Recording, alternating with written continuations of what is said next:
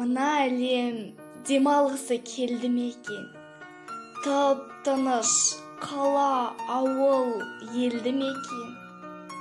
Апыл-ғұпыл асығып жүруші едік, әлде асықпай үйде отырсын деді ме екен? Ата-ана балаға, бала оған бауыр бассын дегендей мына қоғам. Жұмыс, оқу, қызмет пен жан-жақтағы жиналды бауырлары бірге туған. Мектептің жүрегі ұстаз емес педі, сағынды шәкірт омен кеңескенді. Асыға күтіп жүрмін, жүгіререм, сыңғырлап қоңырау үні естілгенде.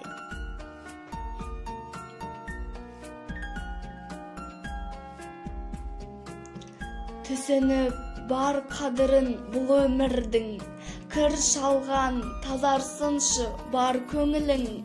Таразыға бір салып алыңдаршы, қандай едің дегендей кеше бүгін.